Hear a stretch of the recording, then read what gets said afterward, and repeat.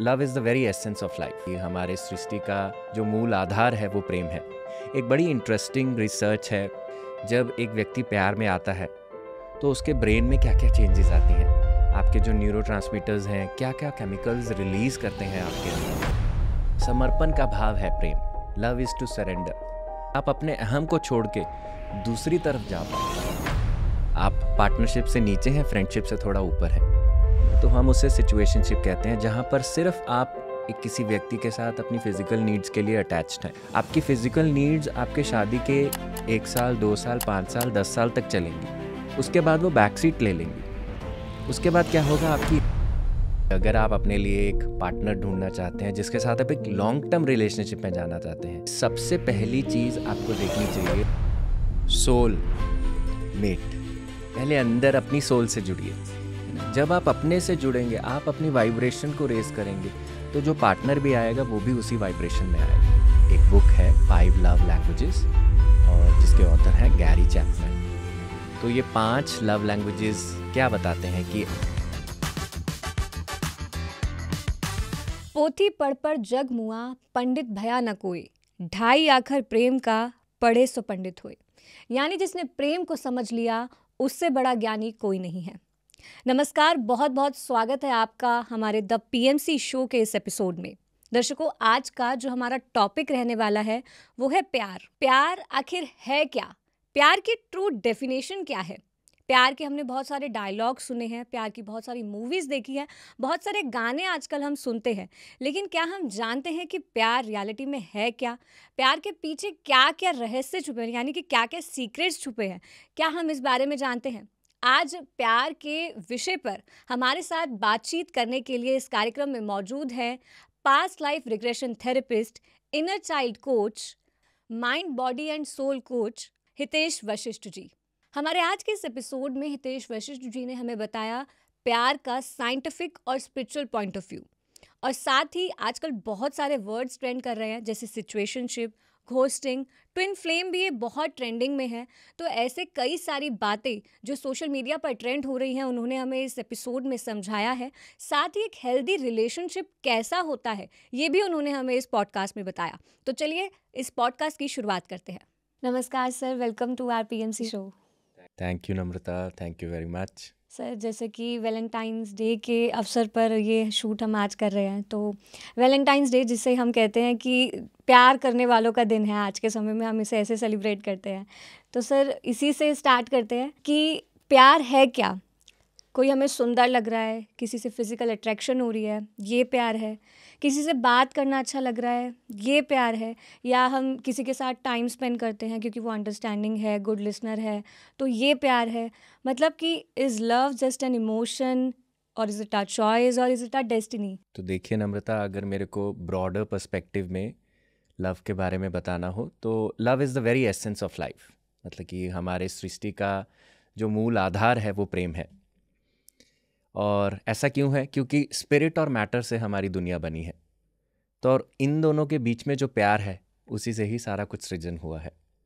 पर हाँ, अगर हम ह्यूमनली लेवल पर लव की बात करने की कोशिश करें तो लव इज़ एन इमोशन जिसके अंदर हम केयर फील करते हैं, रिस्पेक्ट फील करते हैं, एक ओपन कम्युनिकेशन फील करते हैं, किसी के प्रति हम अट्रैक्शन फील करते हैं, है ना, फ्रीडम है वहाँ पर।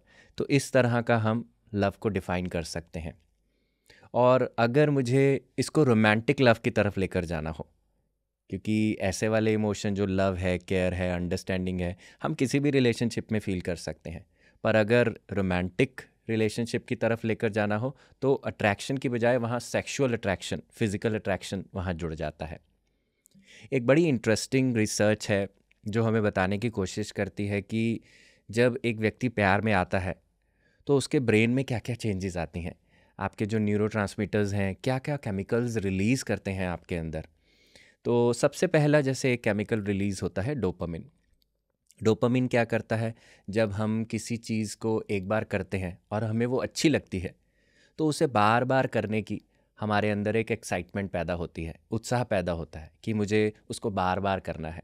जैसे फॉर एग्ज़ाम्पल, हम एक बार कॉफ़ी पीते हैं तो कॉफ़ी दूसरी बार पीते हैं, फिर तीसरी बार पीते हैं, बार बार क्यों पीने की कोशिश करते हैं? क्योंकि उससे अब हम एक डोपामिन स्पाइक ले रहे हैं, उससे हमारे अंदर, बॉडी के अंदर डोपामिन निकल रहा है। ठीक उसी प्रकार से कोई भी चीज़, जैसे कईयों को शॉपिंग करके मिलती है, कईयों को नेटफ्लिक्स देख के मिलती है, तो क्या होता है, जब वो चीज़ बार बार में आने लगती है तो डोपामिन क्रिएट करती है। लव में क्या होता है, जब आप किसी की तरफ अट्रैक्शन फील करते हैं तो आपको बार बार उसके साथ होने का एक एक जिसे कहते हैं एडिक्शन हो जाती है कि मैं उसके साथ होना चाहता हूँ। तो नंबर वन, कि एक लव को फर्स्ट स्टेज देने के लिए डोपामिन हमारी बॉडी में सिक्रीट होता है। दूसरा क्या होता है, हमारी बॉडी में ऑक्सीटॉक्सिन्स भी रिलीज होते हैं। अब ये ऑक्सीटॉक्सिन क्या करता है, ये वही केमिकल है जो एक मदर के अंदर सिक्रीट होता है जब एक मदर ब्रेस्ट फीड करती है अपने बच्चे को। इसको हम एक कडलिंग हार्मोन भी कह सकते हैं, क्योंकि जब हमें कोई कडल करता है या हमें कोई एक प्यार भरी हग देता है, किस देता है, एक सेंस ऑफ बॉन्डिंग जो हमारी फैमिली में होता है या हमारे पार्टनर के साथ होता है, उससे हमारे अंदर ऑक्सीटॉक्सिन्स रिलीज़ होते हैं। इनफैक्ट एक रिसर्च ये भी कहती है कि जो आदमियों के अंदर ऑक्सीटॉक्सिन ज़्यादा रिलीज़ होता है वो ज़्यादातर एक ही रिलेशनशिप में रहते हैं, फाइडेलिटी में रहते हैं। इनफाइडेलिटी का इशू होता ही नहीं है, क्योंकि यूजुअली हमारे अंदर सर्च क्या होती है दूसरे पार्टनर को पाने की, न्यूरोलॉजिकल टर्म्स में, दैट हम ऑक्सीटॉक्सिन्स रिलीज नहीं कर पा रहे हैं। तो सर ये खुद होता है, मतलब लाइक आप कह रहे रिलीज नहीं कर पा रहे हैं, तो कैसे, मतलब क्या हमें इसके लिए कुछ करना पड़ता है? कुछ करना नहीं पड़ता है, ये एक नेचुरल स्पेस होती है। देखिए, हर व्यक्ति की एक नीड है। जब उसकी नीड एक व्यक्ति से पूरा होनी शुरू होती है तो ये केमिकल्स नेचुरली हमारे अंदर सिक्रीट होने लगते हैं। अगर एक रिश्ते में व्यक्ति ऑक्सीटॉक्सिन्स फॉर एग्जांपल क्रिएट नहीं कर पा रहा है तो यानी कि उसकी एक नीड है, एक नीड ऑफ लव है, एक नीड ऑफ केयर है, बॉन्डिंग है जो ऑक्सीटॉक्सिन एक्चुअली क्रिएट करता है, तो वो नहीं निकल रहा है, तो यानी कि वो दूसरे रिलेशनशिप में जाने की कोशिश करता है। ये एक बेसिक लेवल पर मैं आपको बता सकता हूँ। इसका मतलब ये नहीं है कि ये रूल ऑफ थंब है, पर हाँ, रिसर्च ये कहती है। और फिर तीसरा क्या होता है हमारे अंदर, सेरोटोनिन। सेरोटोनिन इस समय में आपके अंदर कम होने लगता है। जैसे जब आप किसी से प्यार में जाते हैं तो आपको सेरोटोनिन आपके अंदर बॉडी में कम सिक्रीट होने लगता है। तो इसका रिजल्ट क्या होता है, आपकी रातों की नींद उड़ जाती है। फिर जो वो गाना है, नींद चुराई मेरी, चैन चुराया मेरा, किसने ओ सनम तूने, तो ये गाना भी बिल्कुल सही हमारे सेरोटोनिन लेवल्स को बताता है। फिर हमारा ब्रेन का जो एक प्री फ्रंटल कॉर्टेक्स है, ये हमें हेल्प करता है हमारी डिसीजन मेकिंग पावर में। तो जब आदमी प्यार में जाता है तो उसका डिसीजन मेकिंग पावर भी डाउन हो जाता है, क्योंकि वो ऑब्सेस हो जाता है उसी व्यक्ति से। उसको लगता है कि उसके साथ रहने के लिए उसको अपना डिसीजन मेकिंग या कंट्रोल जो होता है वो नेचुरली ड्रॉप होने लगता है। सही है, ये तो कहीं ना कहीं बहुत नेगेटिव पॉइंट साउंड कर रहा है। देखिए, नेगेटिव लग सकता है, पर यूजुअली जो प्रेम में होते हैं तो क्या होते हैं, वो दूसरे को अपने आप को देना, समर्पण का भाव है प्रेम। Love is to surrender. तो ये यहाँ उस चीज़ की बात करता है कि आप अपने अहम को छोड़ के दूसरी तरफ जा पाओ। प्रेम क्या है, it's basically an extension of self.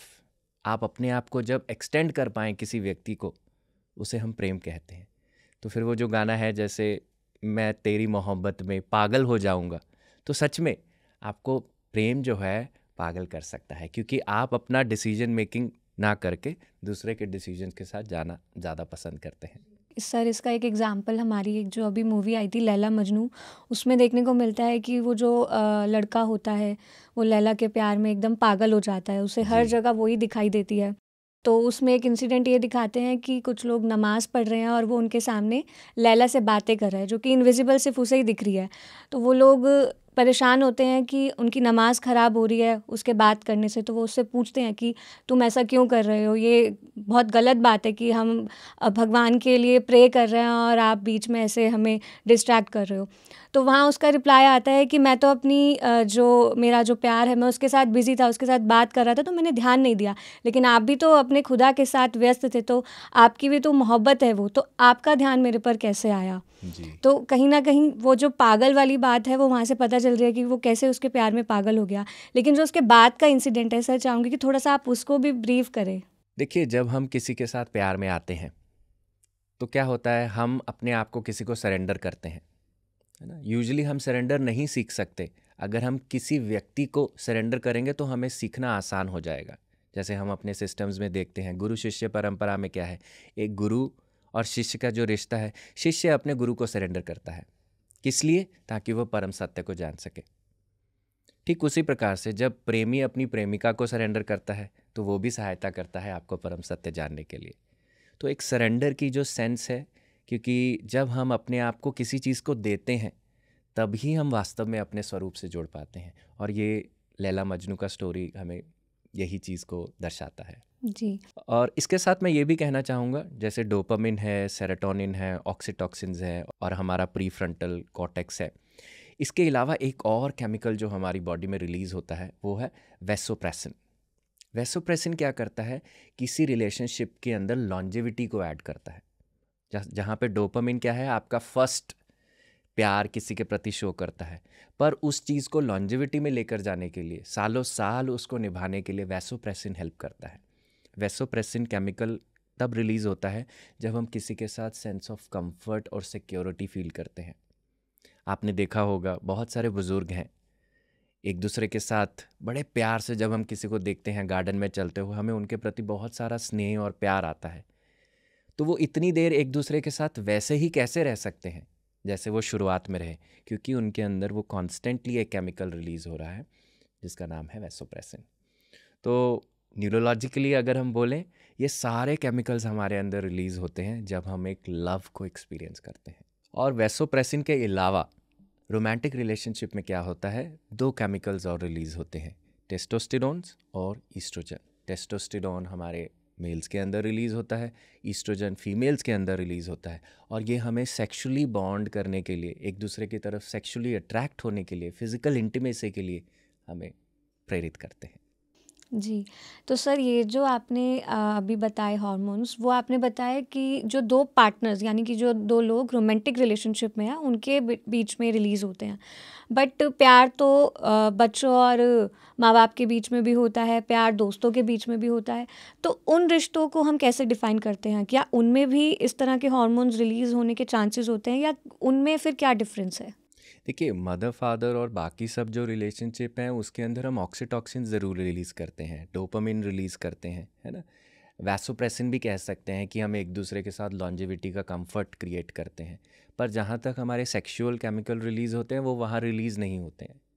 और अगर मुझे एक नटशेल में कहना हो, a sense of openness, trust, faith, है ना, हम किसी के प्रति फील करते हैं, ये सबके प्रति फील कर सकते हैं, पर जहाँ सेक्सुअल अट्रैक्शन आ जाता है वो हमारा एक रिलेशनशिप है जो हमारा रोमांटिक कहते हैं हम उसे। सर अभी आपने बताया कि कैसे रिलेशनशिप होते हैं, क्या-क्या हार्मोन्स रिलीज़ होते हैं। तो सर अगर हम आज के समय की बात करें, आज के टाइम में सोशल मीडिया बहुत ज़्यादा लोग यूज़ करते हैं और डेटिंग ऐप्स भी काफ़ी फ़ेमस हो चुके हैं। तो डेटिंग ऐप्स और सोशल मीडिया के थ्रू बहुत से ऐसे कनेक्शंस बिल्ड कर रहे हैं लोग जिसमें वो कोई कमिटमेंट नहीं करना चाहते, ना उसमें कोई इमोशंस होता है, क्लियर बाउंड्रीज सेट होती हैं और वो रिलेशनशिप में आ जाते हैं।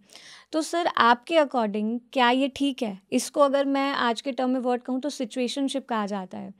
तो ये क्या ठीक है और क्या ये हमारे जो रिलेशनशिप है, जो जो पर्सन इस तरह की रिलेशनशिप में है, उन पर कुछ नेगेटिव या फिर कुछ अलग तरीके का प्रभाव डाल सकता है? जी देखिए, सिचुएशनशिप होती क्या है? सिचुएशनशिप में आप ना पार्टनरशिप में हैं ना फ्रेंडशिप में हैं।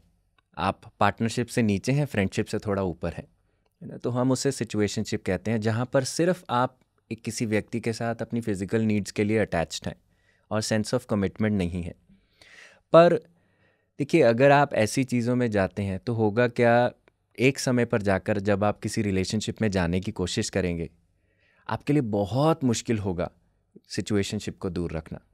क्या गारंटी है कि आप मल्टीपल रिलेशनशिप से गुजर चुके हैं बिकॉज ऑफ सिचुएशनशिप, और जब आप शादी करने बैठे हैं तो उसके बाद आप उसी व्यक्ति के साथ कमिटमेंट में रहेंगे? ऐसा नहीं हो सकता।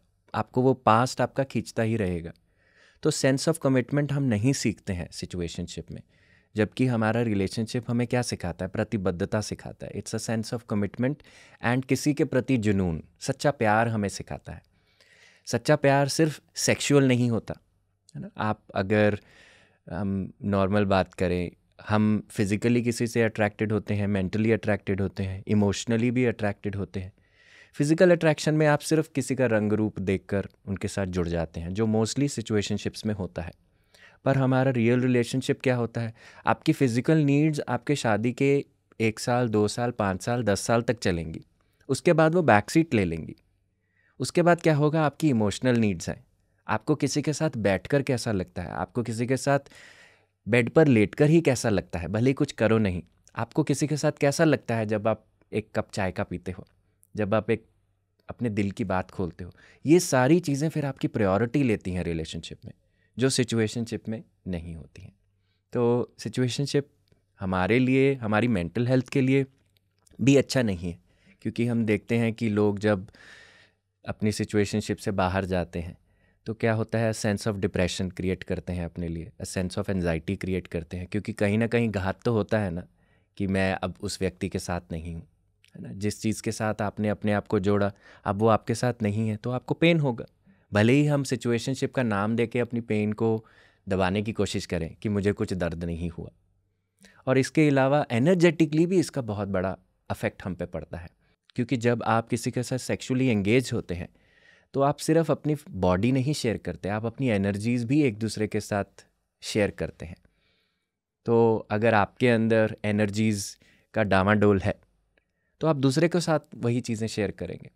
और वहीं वो व्यक्ति अगर मल्टीपल पार्टनर्स के साथ रह चुका है, सिचुएशनशिप पहले बहुत ज़्यादा एक्सपीरियंस कर चुका है, तो उसका सारा जो विकार है, जो सारी चीज़ें हैं, जो इमोशंस उन्होंने दूसरों से इकट्ठे किए, वो एनर्जेटिकली वो व्यक्ति आपको पास करता है। तो आपका जो प्योरिफिकेशन है वो कहीं ना कहीं एक डाउन ट्रेंड में जाने लगता है। जी, बट सर ये आज के समय में इतना ज़्यादा क्यों बढ़ रहा है? मतलब लाइक लोग कमिटमेंट से इतना भाग ही क्यों रहे हैं? एक कमिटमेंट अगर वो कर लें और एक रिलेशन को वो लॉन्ग टर्म लेके चले तो उनके लिए ज़्यादा बेनिफिशियल है। तो ये इतना सिचुएशनशिप क्यों आजकल ट्रेंड में है? देखिए, इसके बहुत सारे रीजंस हो सकते हैं। जैसे अगर मैं साइकोलॉजिकल एस्पेक्ट्स में बात करूं, हम अपने मम्मी पापा के रिलेशनशिप को देख के अपना रिलेशनशिप सेट करते हैं।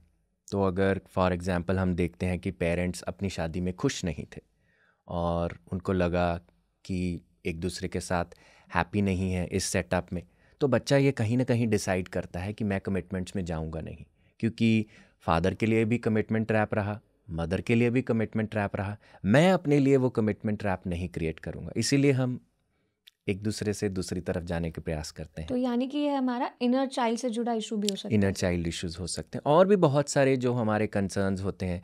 जैसे जब हम अंदर एम्प्टी फील करते हैं, खोखला फील करते हैं, तो क्या होगा, खोखलेपन को भरने के लिए हम किसी चीज़ की तरफ जाते हैं, है ना। फॉर एग्जांपल आज में जो कोई टेंशन है, मेरा कोई रिज़ल्ट निकलना है या मेरा प्रमोशन नहीं हो रहा है, और उसके कारण मुझे अंदर सैडनेस फील हो रही है, एम्प्टीनेस फील हो रही है। तो एम्प्टीनेस में क्या होता है, आपकी बॉडी में डोपामिन नहीं निकला है, अब आप उसको भरने का प्रयास करेंगे। कैसे प्रयास करेंगे? आप किसी के साथ बाहर जाने की कोशिश करेंगे, एक कैजुअल रिलेशनशिप बनाने की कोशिश करेंगे, क्योंकि उन चीज़ों से क्या होता है, आपके अंदर ये केमिकल सिक्रीट होगा। पर ये एक टेम्परेरी स्पाइक है, ये परमानेंट नहीं रहेगी। आप भी देखते हैं कि लोग सेक्सुअल एक्ट में आते हैं, फिर दूर चले जाते हैं, फिर आते हैं, फिर चले जाते हैं। तो हॉलोनेस बनी ही रहेगी, वो तब तक बनी रहेगी जब तक आप खुद के साथ नहीं जुड़ते हैं, अपने इनर मेट को फाइंड नहीं करते हैं।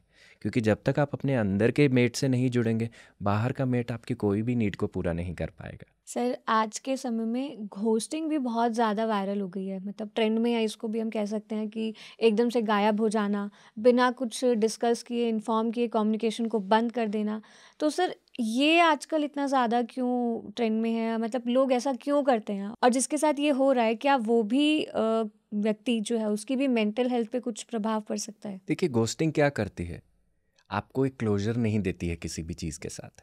जैसे हम फ्रेंडशिप में हैं, मेरी किसी के साथ बहुत अच्छी फ्रेंडशिप थी, वहीं 10 साल के बाद वो फ्रेंडशिप का हमारा कुछ ब्रेकअप हो गया, वो फ्रेंडशिप अच्छी नहीं रही, पर उसका क्लोजर भी ठीक नहीं रहा। मुझे ये नहीं पता कि मेरा रिश्ता क्यों टूटा, या उसको नहीं पता कि मैंने उसे क्यों छोड़ दिया।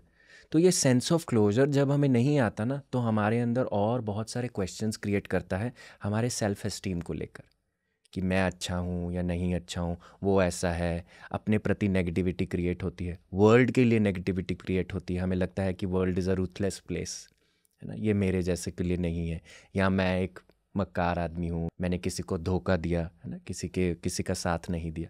तो जब तक हमें क्लोजर्स नहीं मिलते हैं तो हमारे अंदर शांति भी नहीं बैठती है। तो घोस्टिंग क्या करता है, क्लोजर लाता ही नहीं है।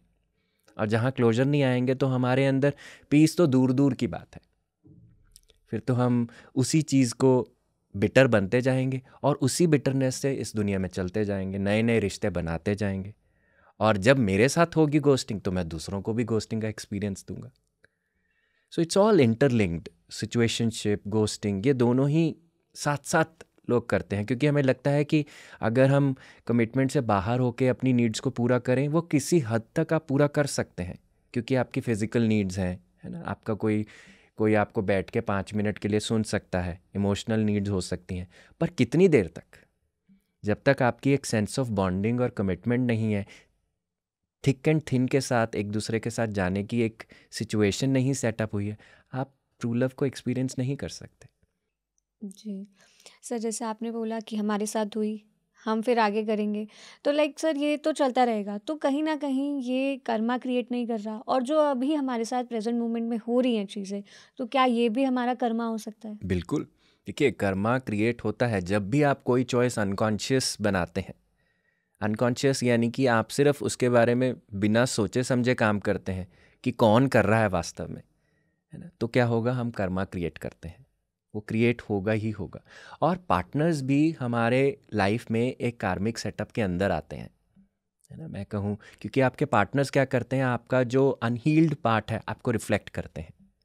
जो चीज़ें आपके अंदर हील नहीं हुई होती, क्योंकि वो आपके साथ बहुत ज़्यादा देर रहते हैं, तो क्या करते हैं, वो आपको वही चीज़ें मेजरली रिफ्लेक्ट करते हैं जो आपको अपने एक लाइफ टाइम में सबसे ज़्यादा मेजरली काम करना है ना। तो अगर मेरे अंदर बहुत गुस्सा है, मेरा पार्टनर मुझे रिफ्लेक्ट करेगा गुस्सा होकर कि मुझे किस चीज़ पे काम करना है। अगर मैं धोखा देता हूँ तो मेरा पार्टनर भी मुझे धोखा देगा, ये दिखाने के लिए कि तुम धोखा देते हो, भले ही उसे पता नहीं है। तो अनहील्ड पार्ट्स जो हमारे होते हैं, हमारे पार्टनर्स उसको रिफ्लेक्ट करते हैं। वो हमें ये दिखाते हैं कि तुम्हें काम बाहर नहीं करना, काम अंदर करना है। क्योंकि कर्मा से लर्न करने का कोई तरीका नहीं है। कर्मा से लर्न तभी होगा जब आपके प्रति सिचुएशंस बनेंगी और लोग आएंगे उन सिचुएशंस को ट्रिगर करने के लिए, और पार्टनर्स उन्हीं में एक हिस्सा है। तो जब वो हमें सिचुएशंस ट्रिगर करते हैं, लोग क्या करते हैं, उनके ऊपर ज़्यादा ब्लेम करते हैं कि because of you I am suffering. But ultimately अगर मैं अपने आप को प्रश्न पूछूं कि मेरे अंदर ऐसा क्या है जिससे मैंने इनको अट्रैक्ट किया है, और अंदर देखने की कोशिश करें, उसकी सफाई करने की कोशिश करें, तो आप अपने कार्मिक एनर्जी को वास्तव में डिसॉल्व कर सकते हैं। मैं बहुत सारे ऐसे केसेस देखता हूँ जहाँ पर लोग एक रिश्ते में आते हैं, रिश्ता बहुत अच्छा चल रहा है, और फिर धीरे धीरे रिश्ता ख़राब होने लग जाता है। रिश्ता ख़राब होने लगता है तो नौबत आ जाती है डिवोर्स लेने की, कि एक दूसरे से अलग होना है। पर वहीं अगर वो ठहर कर, रुक कर, पहले अपने आप को समझे कि मेरे अंदर क्या चल रहा है, उसको समझते समझते आप दूसरे पार्टनर को भी समझ सकते हैं। क्योंकि अपनी मनोस्थिति अगर जब तक नहीं समझेंगे, बाहर कुछ काम नहीं होगा। अपने अंदर सुधार करें, अपने अंदर चेंजेस करें, तभी आप अपने रिलेशनशिप को भी एक बेटर मोड में लेकर जा सकते हैं। सर, आपने डाइवोर्स का नाम लिया, तो जैसे अभी बहुत ज़्यादा ट्रेंड में चल रहा है नाम युजवेंद्र चहल जी का, उनका अभी डाइवोर्स हुआ है। और भी क्रिकेटर्स की बात करें तो हार्दिक पांड्या जी का, मोहम्मद शामी जी का, इनका भी रिसेंटली डाइवोर्स हुआ है। तो सर, डाइवोर्स के इतने केसेस जो हमें देखने को मिल रहे हैं, इसके पीछे क्या रीज़न है? और वहीं क्रिकेटर्स को कंपेयर भी किया जाता है, जैसे विराट और अनुष्का को कंपेयर किया गया, तो उनके लिए ये बोला गया कि शायद वो सोशल मीडिया पे कम पोस्ट करते हैं, तो इसीलिए उनका रिलेशन बहुत सक्सेसफुल है। तो डाइवोर्स के पीछे का क्या रीज़न है? और ये जो पॉइंट बोला गया कि सोशल मीडिया पे कम पोस्ट करते हैं वो अपने रिलेशनशिप को लेकर, तो क्या ये भी एक फैक्ट हो सकता है? देखिए, सोशल मीडिया अपने आप में एक न्यूट्रल स्पेस है ना। वो आप कैसे इस्तेमाल करते हैं उस पर सब कुछ आधारित है। कई लोग सोशल मीडिया को यूज़ करते हैं अपनी गुड साइड्स, सिर्फ गुड साइड दिखाने के लिए, और वहीं कई लोग हैं सोशल मीडिया को इस्तेमाल करते हैं अपनी ऑथेंटिसिटी को एक्सप्रेस करने के लिए। For some people social media is like an open book, कि अगर आप उनके बारे में जानना चाहें तो आप उनके सोशल मीडिया से जान सकते हैं। पर हर कोई व्यक्ति ऐसा नहीं करता, है ना। मैं कहूँगा 10 में से केवल एक ही व्यक्ति होगा जो ऑथेंटिसिटी का प्लेटफॉर्म इस्तेमाल करता है सोशल मीडिया को लेकर। पर जहाँ तक हम ये कमेंट्स की बात करें, देखिए वो रिश्ता किस काम का जहाँ लोगों के बोलने से वो रिश्ता टूट जाए, उसकी क्या स्ट्रेंथ होएगी, है ना। ठीक उसी प्रकार से एक वॉल जो बनी बहुत सारे पत्थरों से है, पर एक हथौड़ा किसी ने मारा वो टूट गई, तो उसकी आप अपनी स्ट्रेंथ क्या है। तो रिलेशनशिप स्ट्रेंथ कहाँ बनती है, जब आप एक एक प्राइवेट स्पेस में आते हैं किसी के साथ, उसके साथ अपनी वल्नरेबिलिटीज़ शेयर करते हैं, अपनी स्ट्रेंथ्स अपनी वीकनेसेस की अवेयरनेस लाते हैं, दूसरे को भी समझने का प्रयास करते हैं। इसी से ही हमारा इंटीमेसी बनता है, इसी से ही हमारा एक बॉन्डिंग दूसरे के साथ क्रिएट होता है। क्योंकि अगर मुझे किसी ने वल्नरेबल नहीं देखा मेरे पार्टनर ने, तो होगा क्या, उसको मेरी रियल साइड नहीं पता। वहीं अगर वो मेरे को सिर्फ गुडी गुडी एस्पेक्ट्स में देखेंगे तो उनको लगेगा, उनका भी एक नज़रिया बन जाएगा कि हाँ ये व्यक्ति ऐसा ही है, और जैसे ही मैं उस गुड एस्पेक्ट से बाहर आऊँगा उनको धक्का लगेगा। तो इसीलिए एक एक स्पेस जो इंटीमेट स्पेस है, जो सिर्फ पार्टनर्स के लिए बनी हुई है, जहाँ पर एक ओपन कम्युनिकेशन है, उसको हमें ज़रूर करना चाहिए।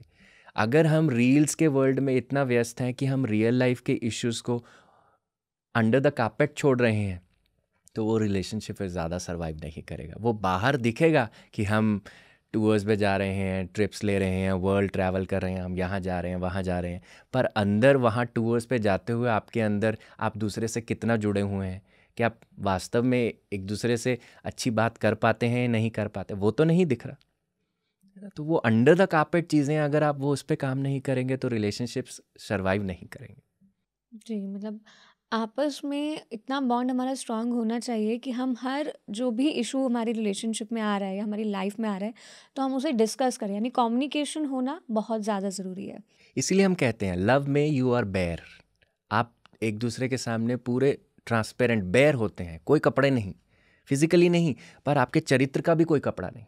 जो पर्सनैलिटी का हमने बाहर से एक कपड़ा डाला होता है, उसको भी छोड़ के हम अपनी एक दूसरे को इंडिविजुअलिटी में देख पाएँ, वही रियल रिलेशनशिप स्ट्रेंथ को डिफाइन करता है। जी, और यहाँ पे जैसे आपने बोला कि हम सब कुछ देख पाएँ, तो उसके गुड्स, बैड्स, उसका सब एक्सेप्ट भी करना होगा if we love that person. Yes yes, बिल्कुल। तो सर, जैसे अब बात करें सोलमेट की, तो जैसे अभी थोड़ी देर आप पहले बोल रहे थे कि हमारे पार्टनर हमें रिफ्लेक्ट करते हैं, हमारी मदद करते हैं हेल्प करने में। तो हमें ये पता कैसे चले कि so and so person is meant for us, मतलब हमें हमारे सोलमेट की पहचान कैसे होगी? और यहाँ पे मैं चाहूँगी अगर आप थोड़ा-सा अपनी भी स्टोरी शेयर करें, जैसे आप भी मैरिड हैं एंड शुभांगी मैम आपकी वाइफ़ हैं, तो उनसे आप कैसे मिले? आपको कैसे ये पता चला कि हाँ, यही आपकी सोलमेट है?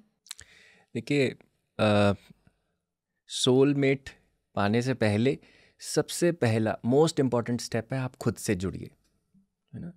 सोल मेट, पहले अंदर अपनी सोल से जुड़िए, है ना। जब आप अपने से जुड़ेंगे, आप अपनी वाइब्रेशन को रेज करेंगे, तो जो पार्टनर भी आएगा वो भी उसी वाइब्रेशन में आएगा, है ना। अगर आप अपने अंदर अपने आप को एड्रेस नहीं करते हैं, आपके अंदर ब्लेम है, शेम है, गिल्ट है, नो सेल्फ रिस्पॉन्सिबिलिटी है, इनर क्रिटिसिज्म है, तो ऐसी सारी चीज़ें चल रही हैं और दूसरों को भी आप यही चीज़ें देते हैं, तो आपका पार्टनर भी उसी वाइब्रेशनल फील्ड से आएगा, है ना। पर वहीं अगर हम खुद पर काम करते हैं तो हमारा पार्टनर उस वाइब्रेशनल फील्ड को शो करेगा। मेरी पर्सनल स्पेस में शुभांगी से मिलने से पहले I was doing my self work. तो मैं रोज़ मेडिटेट करता था, अपने आप को समझने का प्रयास करता था, सेल्फ इंक्वायरी करता था। और मैं ये भी कहूँगा कि जैसा मैं सोचता था, जैसे हम टीनेजर्स होते हैं, तो टीनेजर में हम अपने पार्टनर को फैंटेसाइज करते हैं, हम सोचते हैं कि मेरा पार्टनर ऐसा दिखना चाहिए, ऐसा होना चाहिए, ऐसा उसका स्वभाव होना चाहिए। जब मैं शुभांगी से मिला तो उसमें वो सारे ट्रेट्स वैसे के वैसे थे। तो कहीं ना कहीं मैं कहूँगा कि जब आप किसी सोलमेट से मिलते हैं, आपको पता चल जाता है कि वो आपका सोलमेट है। और सोलमेट रिलेशनशिप्स होते क्या हैं, ये इन्फैचुएशन से बाहर होते हैं। सोलमेट रिलेशनशिप क्या करते हैं कि ये धीरे धीरे बिल्ड होते हैं। जैसे इन्फैचुएशन क्या होती है, हम किसी को देखते हैं, जब हम किसी से अट्रैक्टेड हो जाते हैं, वी से वाओ, है ना, हम इमीडिएटली उनके साथ जुड़ जाते हैं, बिना उनको जाने, बिना उनकी स्टोरी को जाने, बिना उनकी लाइफ जर्नी को जाने।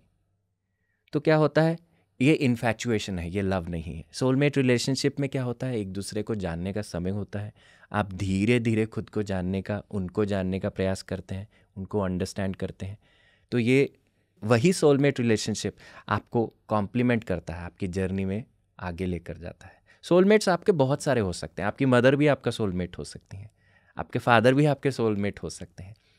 वो रिलेशनशिप जो आपको सपोर्ट करते हैं, कॉम्प्लीमेंट करते हैं, आपकी जर्नी में हेल्प करते हैं आपको आगे बढ़ने के लिए। जी, तो यानी कि सर कुछ साइंस, कुछ सिम्पटम्स, जैसे आपने तो सोच रखा था कि आपको ऐसा पार्टनर चाहिए, बट जिसने नहीं सोचा हुआ, तो उसे कैसे पता चलेगा कि हाँ, ये पर्सन जो है वो उसी के लिए है? यहाँ मैं रोमांटिक रिलेशनशिप की बात कर रही हूँ, एक पार्टनर की बात कर रही पार्टनर हूँ। की बात करें तो देखिए, सबसे पहली चीज़ आपको देखनी चाहिए, how are they treating their parents, okay. कि वो अपने मम्मी पापा को कैसे ट्रीट करते हैं, है ना। जैसा वो ट्रीटमेंट अपने मम्मी पापा को करते हैं, जान जाइए 5 से या 10 साल या उससे पहले आपको भी ट्रीटमेंट वैसा ही मिलने वाला है। क्योंकि हमारा जो बचपन होता है ना, हमारी फाउंडेशन को सेट करता है। तो जैसा डायनेमिक्स मदर फादर और चाइल्ड के बीच पे बनता है, जो चाइल्ड होता है बड़े होकर वैसा ही एडल्ट बनता है। अगर फॉर एग्जांपल फादर ने बच्चे को बहुत सारा क्रिटिसिज्म दिया हो, बहुत सारा लोगों से कंपेयर किया हो, और उसको अपीयरेंस पे लेकर बहुत सारे कमेंट्स मिले हों कि तू ऐसा है, तू वैसा है, तू अच्छा नहीं दिखता है, तेरी नाक छोटी है, तू लंबा नहीं है ना, तेरे पढ़ाई में नंबर नहीं है, नालायक है, तुझसे कुछ भी नहीं होगा।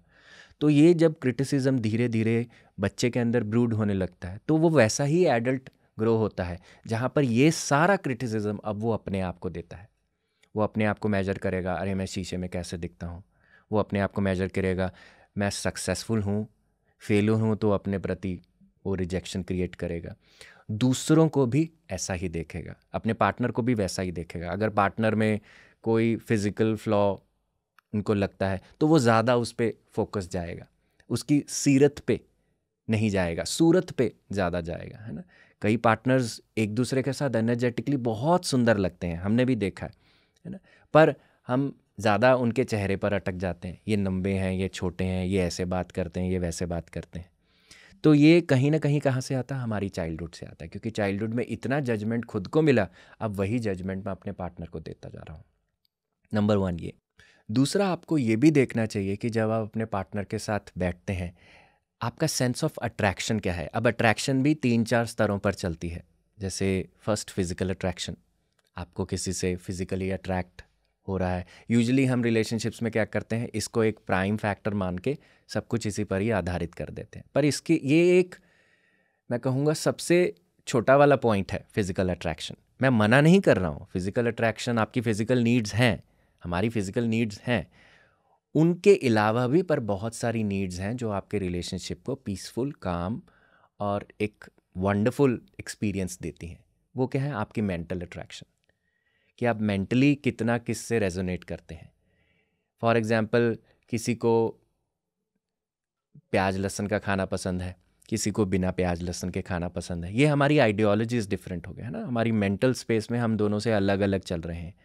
ये नेचुरल होंगे, किसी को कुछ पसंद है, किसी को कुछ नहीं पसंद है, पर आप उन डिफरेंसेस के होते हुए भी एक दूसरे के प्रति कितना ज़्यादा प्यार रखते हैं, एक्सेप्टेंस रखते हैं, वो हमारी मेंटल अट्रैक्शन है। तीसरा, हमारी इमोशनल अट्रैक्शन। अब एक ऐसा व्यक्ति है जिसको इमोशन का ए भी समझ नहीं आता। दूसरा, एक इतना ओवर सेंसिटिव है कि वो रोने लग जाता है at the drop of a hat. तो यहाँ पर भी क्या होगा, सेटलमेंट नहीं हो रही है, गैप आएगा। तो इसीलिए इमोशंस को कैसे रेगुलेट करना है, कैसे वो व्यक्ति अपने इमोशंस को एक्सप्रेस करता है, ओवर करता है, अंडर करता है, आप इसका भी मापदंड ले सकते हैं, उसकी भी अंडरस्टैंडिंग ले सकते हैं, है ना। आपको उनकी प्रेजेंस में कैसा लगता है। तो जैसे कि बहुत सारे बैचलर्स ये क्वेश्चन पूछते हैं, तो हर लड़के लड़की को मैं ये क्वेश्चन ज़रूर देता हूँ कि अगर आप अपने लिए एक पार्टनर ढूंढना चाहते हैं जिसके साथ आप एक लॉन्ग टर्म रिलेशनशिप में जाना चाहते हैं, तो एक इक्वेशन को अपने अंदर ज़रूर देखिए, ये क्वेश्चन अपने अंदर ज़रूर पूछिए कि ये जो व्यक्ति जिसके साथ अभी मैं हूँ, मैं इसके प्रति कैसा फील करूँगा जब ये मेरी सेक्सुअल नीड्स को सेटिस्फाई कर चुका होगा, या कि सेक्स से पहले, फिजिकल इंटीमेसी से पहले और फिजिकल इंटीमेसी के बाद मैं इस व्यक्ति के बारे में कैसा फील करता हूँ। यूजुअली होता क्या है कि जब हम किसी से अट्रैक्टेड होते हैं, फिजिकली अट्रैक्टेड होते हैं, जैसे ही हमारा फिजिकल अट्रैक्शन, चार्म उस व्यक्ति के प्रति क्लियर हो जाता है, मैं अपने रास्ते, वो अपने रास्ते। बहुत सारे कपल्स को हम देखते हैं, वो बेड पर बड़े पैशनेटली आते हैं, पर जैसे ही उनकी सेक्सुअल नीड्स कंप्लीट हो जाती हैं वो एक दूसरे के प्रति उल्टा होकर सो जाते हैं, करवट ले लेते हैं। तो ये फीलिंग सेंटर को हमारे डिफाइन करता है ना, कि हमारी फीलिंग्स उस व्यक्ति के प्रति आउटसाइड ऑफ द अगर सेक्सुअल इंटीमेसी निकाली जाए तो वो रिलेशनशिप ज़्यादा देर चलेगा।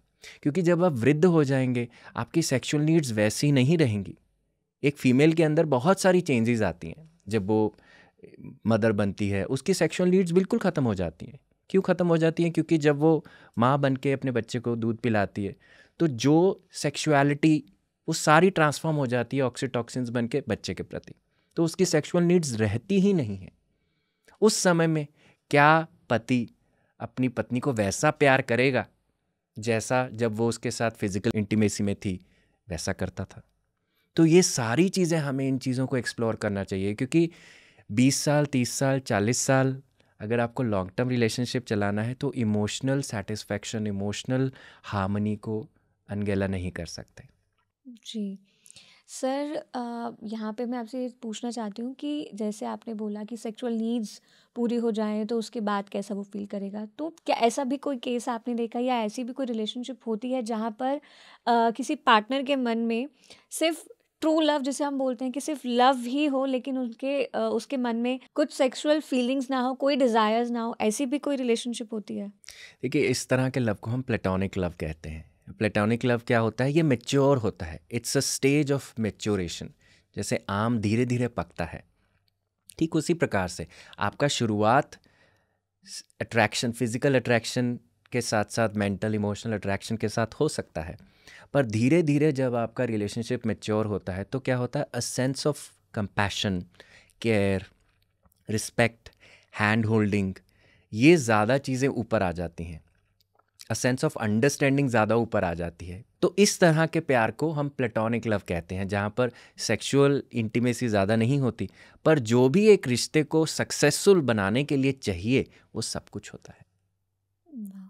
तो ये धीरे धीरे मैच्योर होता है, it goes step by step, gradually move होता है। सर, स्टेजेस थोड़ा डिटेल में जान सकते हैं कि क्या स्टेजेस होती हैं? ये समय के साथ चलती हैं। जैसे आप कितना व्यक्ति को जान चुके हैं, कितना खुद की नीड्स को जान चुके हैं, कितना दूसरे की नीड्स को अंडरस्टैंड करते हैं, कितना उस व्यक्ति को साहस रख के नॉन जजमेंटली सुनते हैं और नॉन वर्बल साइंस को पकड़ते हैं। जैसे फॉर एग्जांपल, आप कुछ करना चाहते हैं पर आपकी वाइफ नहीं करना चाहती है ना, उनकी बॉडी लैंग्वेज से वो शो हो रहा है, तो नॉन वर्बल साइंस को भी पढ़ना, जो बोला नहीं गया है उसको भी पकड़ पाना, इससे धीरे धीरे हमारा रिलेशनशिप मैच्योर होता है। जी सर, जैसे आपने नॉन वर्बल साइंस बोले, तो कुछ वर्बल साइंस जैसे जिसे हम लव लैंग्वेजेस भी बोल सकते हैं, कुछ इसके बारे में भी थोड़ा सा बताइए।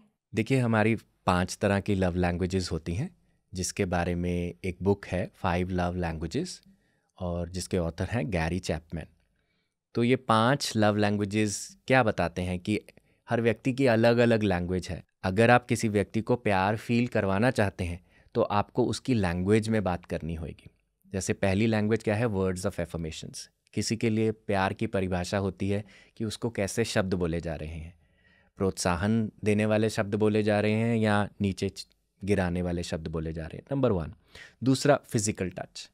कईयों के लिए फिजिकल टच बहुत मैटर करता है, हाथ पकड़ना, एक प्यार भरा उसे एक हग देना, है ना, ये फिजिकल टच। तीसरा, गिविंग गिफ्ट्स। कईयों के लिए प्यार की परिभाषा होती है कि मेरा पति या मेरी पत्नी मेरे लिए बहुत सारे गिफ्ट्स लाए, है ना, किसी के लिए ये परिभाषा। चौथा, एक्ट्स ऑफ सर्विस, कि आप मुझे कैसे सर्व करते हो, कि वो चीज़ें जो आपका काम नहीं भी है उसके लिए आप समय निकाल कर मुझे सर्व करते हो। फॉर एग्ज़ाम्पल, आपकी वाइफ के लिए एक्ट ऑफ सर्विस हो सकता है खाना बनाना, कि उसका पति जब उसके लिए खाना बनाए तो उसको लव्ड फील होता है, ये चौथी। पांचवा, क्वालिटी टाइम, कि अगर आपका पति या आपका पार्टनर आपके पास कुछ समय क्वालिटी टाइम बिताए, जहाँ पर ना कोई इंटरनेट है, ना कुछ व्हाट्सएप है, सिर्फ एक चाय का प्याला हो, आप दोनों एक दूसरे के साथ एक अच्छी क्वालिटी बात कर पाएँ, उनके लिए वो एक्ट ऑफ सर्विस होता है। तो अपने पार्टनर को हम इन एस्पेक्ट्स पर भी देख सकते हैं। अगर हम उनके साथ ज़्यादा बनाना चाहते हैं तो देखिए उनकी लव लैंग्वेज क्या है, और अपनी भी लव लैंग्वेज को जानिए, क्योंकि अपनी लव लैंग्वेज जानने से आप अपनी नीड्स को अच्छे से कम्युनिकेट कर सकते हैं। जी, तो सर जैसे लव लैंग्वेजेस हम जान गए और एक बेटर रिलेशनशिप में, बहुत अच्छे रिलेशनशिप में हम हैं, तो यहाँ हेल्दी रिलेशनशिप के क्या सिम्पटम्स होते हैं? मतलब कैसे पता चले कि हाँ, अब हमारी रिलेशनशिप बहुत अच्छी है? जी, देखिए, हेल्दी रिलेशनशिप के लिए तो बहुत सारे पॉइंट्स हो सकते हैं, पर मैं आपको वो पॉइंट्स बता सकता हूँ जो अनहेल्दी डिफाइन करते हैं आपके रिलेशन को। जैसे सबसे पहला है इंटेंसिटी। जैसे कई रिलेशनशिप में क्या होता है, पति पत्नी एक दूसरे से चिपके रहते हैं। पति पत्नी भी नहीं, पार्टनर्स एक दूसरे से चिपके रहते हैं। जैसे शुरुआत में तो ये बहुत अच्छा लगता है कि सब काम इकट्ठे करने हैं, यहाँ जाना है इकट्ठे जाना है, वहाँ जाना है इकट्ठे जाना है। पर एक समय पर क्या होता है, एक व्यक्ति को, पति या पत्नी को या एक पार्टनर को ब्रेथलेसनेस फील होने लग जाती है, सफोकेशन फील होने लग जाती है, और दूसरा व्यक्ति उसको छोड़ता नहीं है, उसको समझ नहीं आता। बंदा कुछ करने की कोशिश करता है, पर फिर से वो जो चिपकने का भाव है हमें छोड़ता नहीं है। तो ये हमारे जो रिलेशनशिप की जो इंटेंसिटी होती है ना, जो स्ट्रेस है, जो प्रेशर है उस रिलेशनशिप को, उस इकट्ठेपन को रखने के लिए, उसको बढ़ा देता है। तो ये एक अनहेल्दी साइन है। दूसरा, आइसोलेशन। कभी कभी क्या होता है, हमारा पार्टनर हमें आइसोलेट करने की कोशिश करता है। आइसोलेट कैसे? कि तुम अपने मम्मी पापा से बात मत करो, तुम अपने फ्रेंड से मत मिलो, तुम किसी से, अपने सब रिश्तेदारों से छोड़ दो, या उनके बारे में हम छोटी बात करते हैं कि वो तो ऐसा है, तुम ऐसे क्यों उनके पास जा रही हो, वो तुम्हारे काबिल नहीं है, वो तुम्हारे बारे में पीछे से ऐसी बात कर रहे हैं, चुगली कर रहे हैं, तुमसे सच्चा प्यार नहीं करते हैं, है ना। तो पार्टनर के अंदर उन व्यक्तियों के प्रति डाउट क्रिएट करते हैं। वो डाउट क्रिएट करने से क्या होता है, वो उनको उनसे अलग कर पाए, ताकि ये व्यक्ति सिर्फ मेरा है, पोजेशन क्रिएट करते हैं। तो ये भी पॉइंट एक अनहेल्दी स्पेस को डिफाइन करता है। तीसरा, किस तरह के वर्ड्स बोले जाते हैं। कभी कभी क्या होता है, हम बहुत भारी शब्द बोल देते हैं इस स्पेस से कि मैं तो बड़े ढीले तरीके से कह रहा हूँ, मतलब कि मैंने तो बड़ा कैजुअली कहा, पर कईयों के लिए वो चीज़ बहुत बड़ी हो सकती है। ये भी एब्यूजिव है, वर्बल एब्यूज़ के अंतर्गत हम इस चीज़ को गिन सकते हैं। तो जहाँ पर आपको व्यक्ति गैसलाइट करे, आपके इमोशंस जो आप फील कर रहे हो उनको वैलिडेट ना करे और कहे कि तुम जो फील कर रहे हो वो सही नहीं है। सर गैस लाइट का मतलब? गैस लाइटिंग का मतलब होता है कि आपको खुद की भावनाओं के प्रति ही भ्रमित कर देना, कि जो तुम फील कर रहे हो, जो तुम कह रहे हो, जो तुम एक्सपीरियंस कर रहे हो, वो ऐसा है ही नहीं। तो आपको इनवैलिडेट करते हैं वो। और जब इनवैलिडेट हमें कोई करता है तो हम भी अंदर अपने डाउट क्रिएट करते हैं ना, क्योंकि हमारा सेल्फ एस्टीम बहुत बार छोटा होता है। छोटा होगा, 4 व्यक्ति मुझे कहेंगे ऐसा नहीं है, तो क्या होगा, मेरे अंदर वो गैस लाइटिंग से मैं अपना सब कुछ छोड़ दूंगा। तो ऐसी चीज़ें अगर हमें रिलेशनशिप में मिले तो कहीं ना कहीं ये अनहेल्दी साइंस हैं।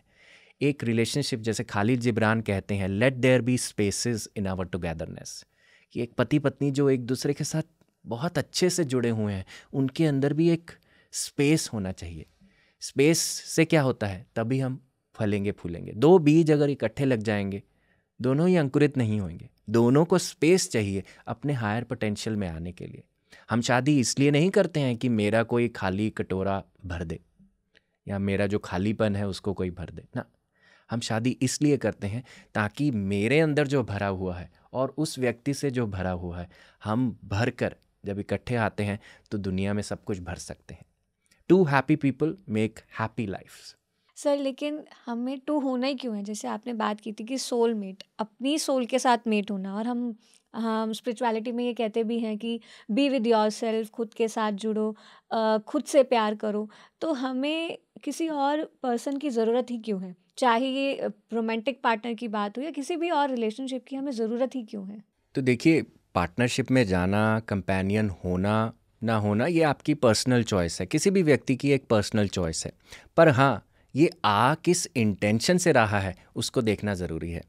जैसे फॉर एग्ज़ाम्पल, अगर हम कंपेनियनशिप में इसलिए नहीं जाना चाहते क्योंकि ये बड़ा ही कमिटमेंट वाला काम है, मैं कमिट नहीं कर सकता, मैं तो एक उड़ता पंछी हूँ, और कि 2 लोग होंगे तो मेरी सुनी नहीं जाएगी, कोई मुझे डोमिनेट करेगा, तो ये इंटेंशन से अगर आप रिलेशनशिप में नहीं जाएंगे, अकेले रहकर भी आप इन्हीं चीज़ों को एक्सपीरियंस करेंगे। जिस चीज़ के लिए आपने पार्टनरशिप को छोड़ा वो क्या है? खुशी।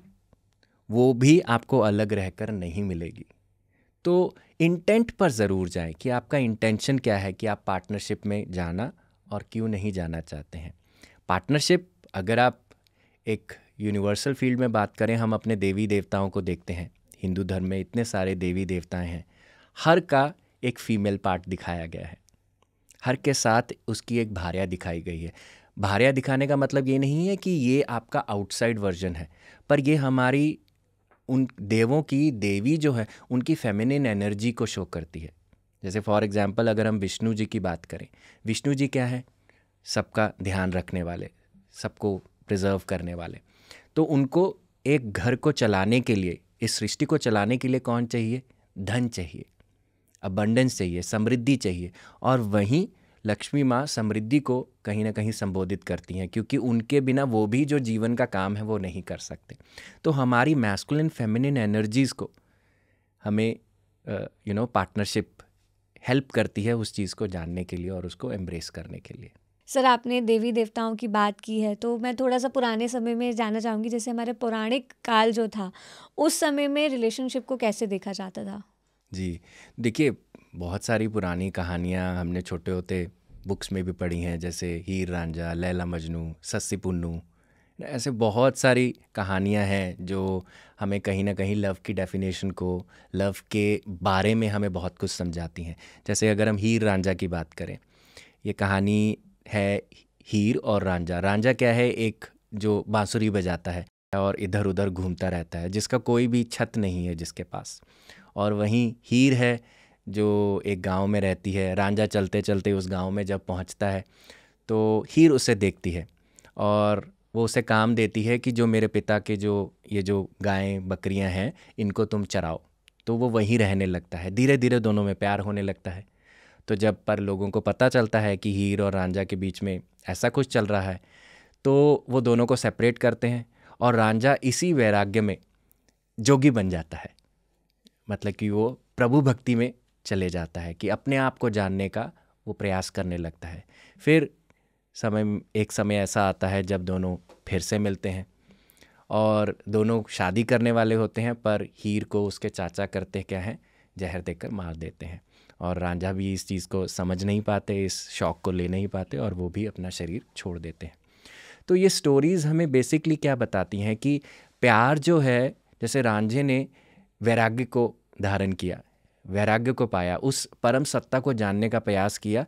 हीर के प्रति जो प्यार था, क्योंकि वो हीर के प्रति नॉन जजमेंटल हो पाए, क्योंकि वो हीर के प्रति अनकंडीशनल हो पाए, तो जो हमारे प्रति अनकंडीशनल है, जो नॉन जजमेंटल है, हम उसका भी एक्सपीरियंस कर पाते हैं। और सबसे बड़ी एग्जाम्पल हम शिव शक्ति की ले सकते हैं, शिव और पार्वती।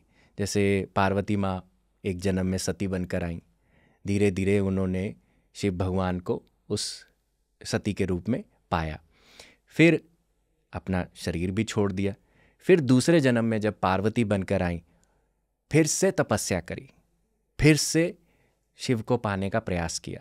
सब देव थे, वो शिव जी के पास आते थे कि क्यों आप पार्वती माता से प्रसन्न नहीं हो रहे हैं, उनकी तपस्या का उनको फल दीजिए, उनसे शादी करिए। पर शिव भगवान की एक ही कंडीशन थी कि मैं तब करूँगा जब पार्वती अपने आप को जान लेगी, वो जान लेगी कि वो वास्तव में आदि पराशक्ति है, तभी मैं उससे शादी करूँगा। और ऐसा क्यों कहा? क्योंकि जैसे ही वो जान जाएंगी आदि पराशक्ति हैं, तो पिछले जन्म में गुस्से के कारण जो उन्होंने अपना आत्मदाह किया, ऐसी सिचुएशन फिर से नहीं आएगी। वो जो बिछोड़ा है, जिसको हम कहते हैं कि एक दूसरे से हट जाना, एक दूसरे से बिछड़ जाना, वो वापस से नहीं होगा। तो इसीलिए दूसरे को पाने से पहले खुद को जानना, खुद को पाना, ये हमें शिव और पार्वती से सीखने को मिलता है। जी, तो सर आज के प्रेजेंट समय में खुद को कैसे जानें, खुद को कैसे पाएँ और कैसे फिर हम अपने सोलमेट के साथ मिलकर खुद भी ग्रो करें और उनको भी ग्रो करने में हेल्प करें? देखिए, इसका सबसे बड़ा चीज़ क्या है कि आप अपने इनर जर्नी पर जाएं, अपने अंदर की यात्रा करें, अपने आप को जानें। और वो कैसे होगा? सबसे पहले मेडिटेशन एक ऐसी क्रिया जहां आप सब चीज़ों से अपना संपर्क तोड़कर अपने अंदर उतरते हैं। कैसे? अपनी सांसों के माध्यम से, है ना। अपने अंदर अपने आप को विचारों से पार देखने की कोशिश करते हैं, क्योंकि आए दिन हम अपने विचारों में ही घुसे रहते हैं। तो नंबर 1 मेडिटेशन, क्योंकि मेडिटेशन हमें अवेयरनेस देता है। मेडिटेशन हमें सिखाता है कि मैं क्या कर रहा हूँ, मेरे अंदर जब मैं खाली बैठता हूँ क्या चल रहा है। जब ये फॉर्मली हम सीखने लगते हैं तो इनफॉर्मली भी हमारी लाइफ में वो अवेयरनेस आने लगती है। हम बात अवेयरनेस से करते हैं, हम किसी को सुनते अवेयरनेस से हैं, हम खाते अवेयरनेस से हैं, हम चलते अवेयरनेस से हैं।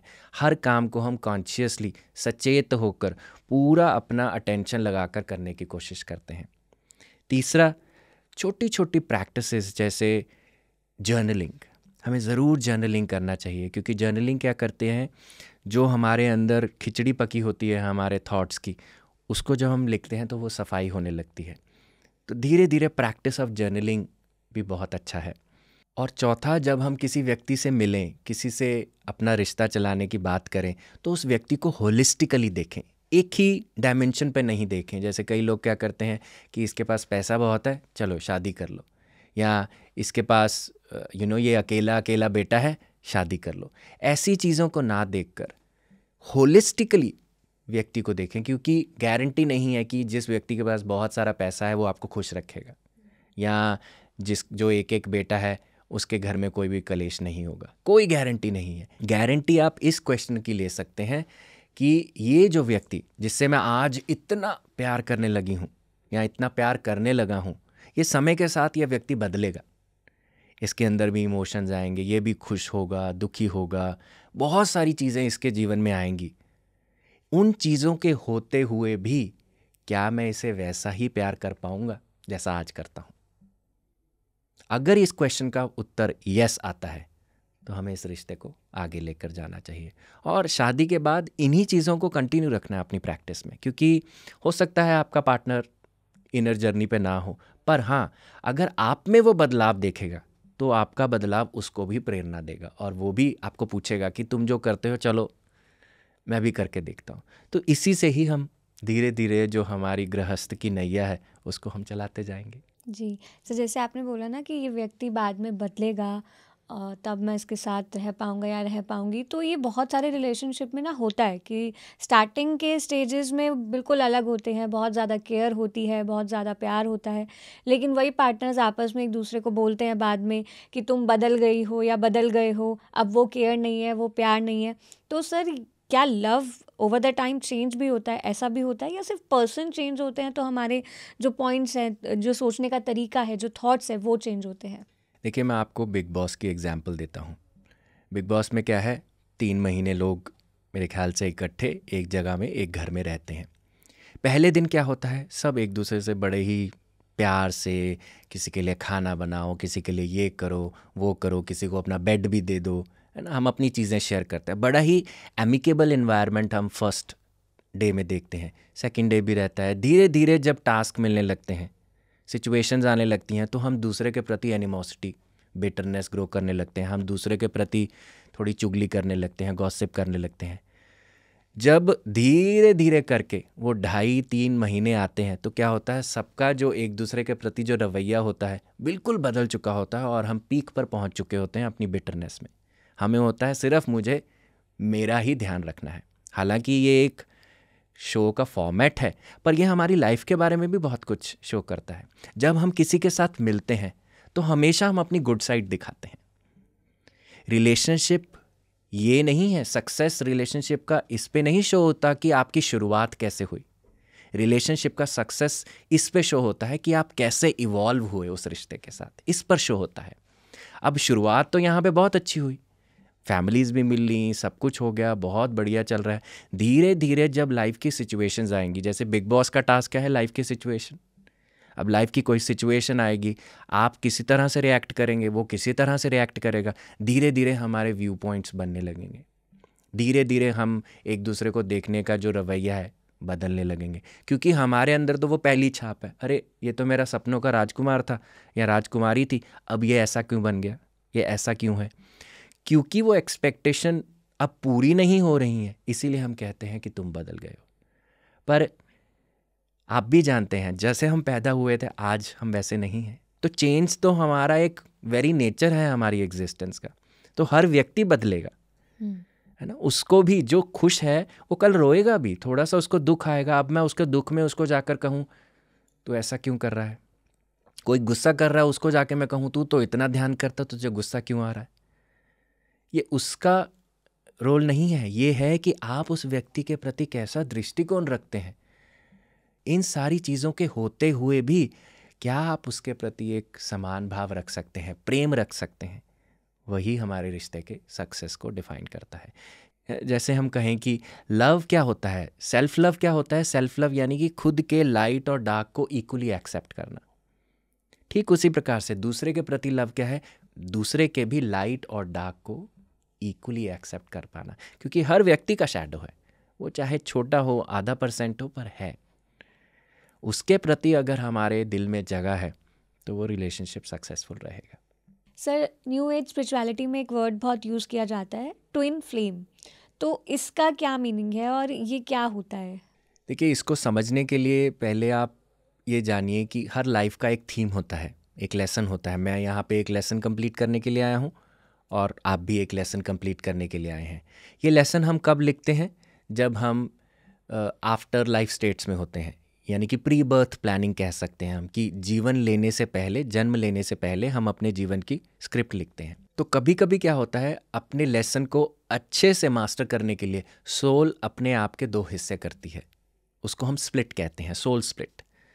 तो एक हिस्सा और दूसरा हिस्सा अलग अलग जीवन में जाते हैं, अलग अलग शरीर लेते हैं और सेम लेसन को अपनी लाइफ में इंटीग्रेट करते हैं। और जब दोनों इंटीग्रेट कर लेते हैं तो बारी बारी उसी सोल में, जहाँ से वो शुरू हुए, जहाँ से उनका स्प्लिट हुआ, उसी में ही वापस आ जाते हैं।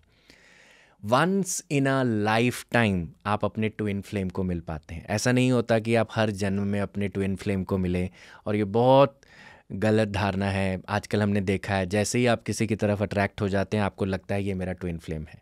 तो ये देखने में अलग होते हैं, मतलब बॉडी उनकी जो देखने में होती है वो बिल्कुल अलग, फिजिकल अपीयरेंस बिल्कुल अलग होता है। Okay. पर ये आपके अंदर मिरर करते हैं आपके कंसर्न्स को, ये मिरर करते हैं आपके चैलेंजेस को, ये मिरर करते हैं उन चीज़ों को जो आपने हील नहीं की हैं। तो एवरी पर्सन का ट्विन फ्लेम है?